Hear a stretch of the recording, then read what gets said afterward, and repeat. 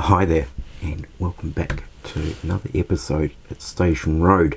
Now, as the title suggests, I got a little bit sidetracked once again, and what I hope to do is do some weathering to the viaduct, and of course that hasn't happened, but we'll go through what I have got up to over the last few weeks.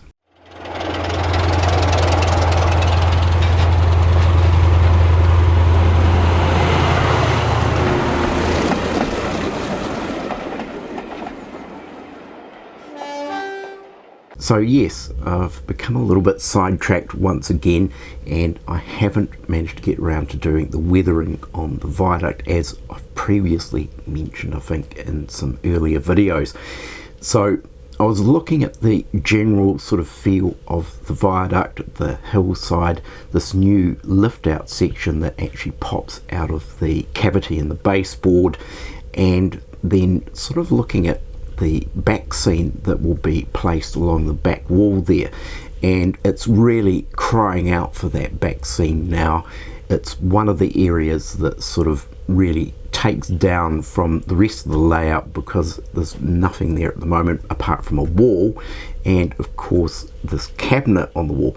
Now I looked at the cabinet and I thought, well, that was fine where it was when there wasn't this lift out section in the cavity. I could climb underneath and get things out of that cabinet, but I kind of feel like I really just don't want to be lifting out that middle section every time I want to get a coach or a rolling stock item out of the cabinet. So I thought that cabinet cannot stay there, and I'd really like to have a reasonably high back scene there, so when it comes to doing running footage that you really sort of can't see anything else apart from the layout and some back scene of some sort. So I thought, well, where else is this cabinet going to go? Now, one of the issues with the garage is it's very limited on wall space. There is two entire walls that are just basically full of tools and materials, and I can't really shift any of that. It's taking up space that's really designated for what its purpose is. And then of course another wall is basically two garage doors, and then the only other wall of course is the wall that the layout is actually hard up against. So my thought was, I really do need some more wall space. So what's the solution to that?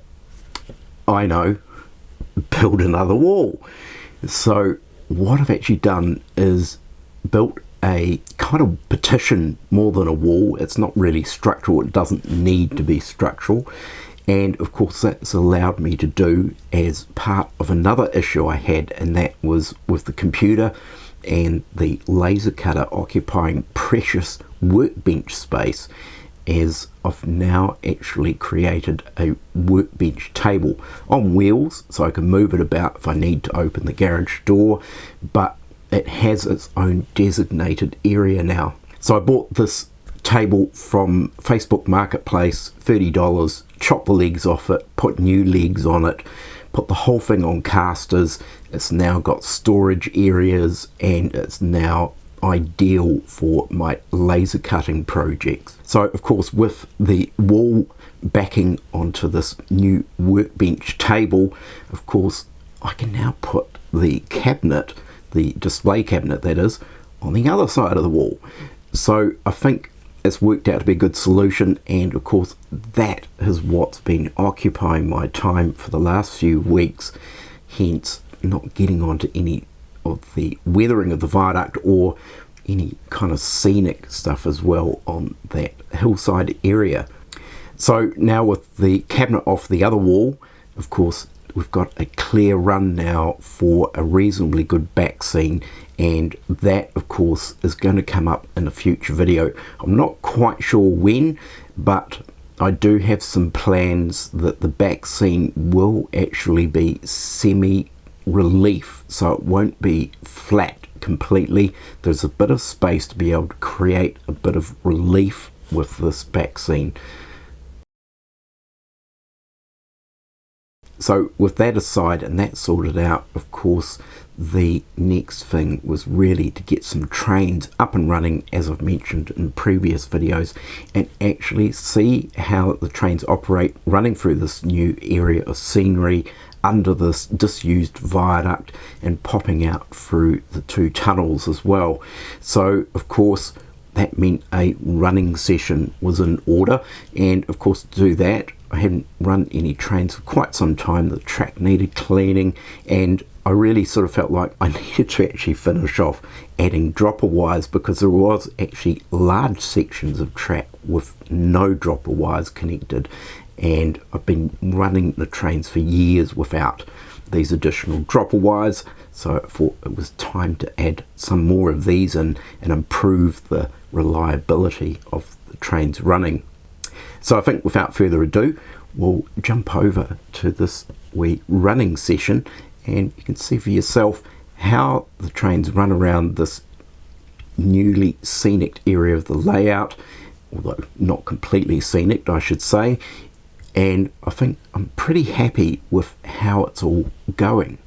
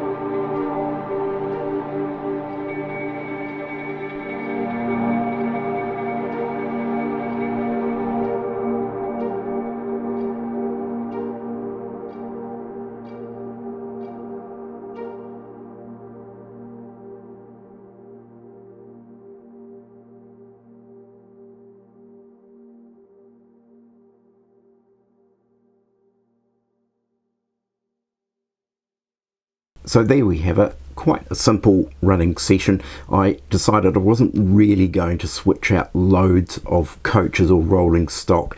I just wanted to keep it simple. I've just switched out a few locomotives. So we of course had the class 25 and the warship running around, and then of course we can't go without the A4 and the other locomotive, which I can't remember. 4MT maybe, I can't remember, but they look great running around, and having this disused viaduct, this hillside, creating that entire scenic break on that end of the layout where of course the mainline tracks do a full 180 degree curve around there, is certainly helped to break the scene up and give the impression that maybe these are kind of two separate lines. Kind of doesn't work to a certain degree, because of course with the length of train that you run, of course you're going to see one end going into one tunnel, the other end is popping out the other. But I'm quite happy once we actually start establishing some of the trees and overgrowth and things, that is actually going to obscure that view a little bit more. So one of the things you may have noticed in the earlier footage where I was showing the wall, this new workbench area, and of course the cabinet that I've shifted to the new wall. Of course there was a box sitting up on top of the workbench with Rapido Trains on it. Now this is actually going to be the subject of another video. Now it's to do with my saga relating to Rapido's 15XX locomotive, which of course I purchased towards the end of last year, and unfortunately I had some significant issues with it. So I'm going to go through that as a separate video, and the trials and tribulations and the end result of what happened with the 15XX. Now I'm guessing there'll be a number of you who are also wondering what's happening with the laser cut Viaduct Kit. So now that I've got this purpose-built area with the workbench table, the computer and the laser cutter set up, I can actually crack into fine-tuning the laser cut Viaduct and establishing a kit set form of this. Now this actually brings up another curious fact, and I think possibly in previous videos I mentioned the laser module that I have, which was upgraded a while back. I thought I'd upgraded it to a 20-watt laser. So the laser that came with my machine of course was only a 5-watt laser. Now interestingly, I did a little bit of investigation. I actually discovered it was a 10-watt laser that I had actually upgraded to. So for all those previous videos where I may have referenced my laser module as being 20 watts, it was actually 10 watts. So in saying that, what I've actually done is I've actually now upgraded my laser module to a 20-watt laser module.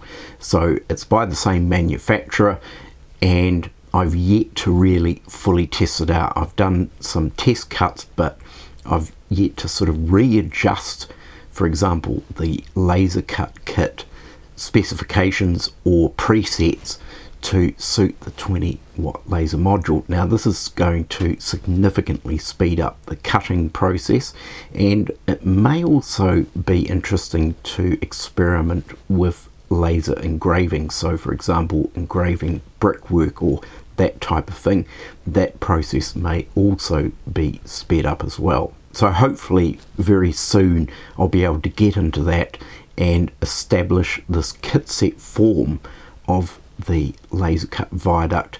And of course, as I've mentioned in a previous video, I'm going to send one of these kits to my good friend Paul in the UK, where he's going to have a crack at building it and giving me some feedback on the ease of the build. So I'll leave it there for today's video. Now it's quite a short video, but as I mentioned in previous videos, I've really got a lot of other stuff on at the moment as well, and of course building walls as well. So hopefully over the coming weeks, possibly months, I'll be able to dive into the weathering of the viaduct, get into some of the scenic treatments as well for that entire area. So on that note, do take care everyone, look after yourselves, of course don't forget to like and subscribe, and I will catch you next time. Bye for now.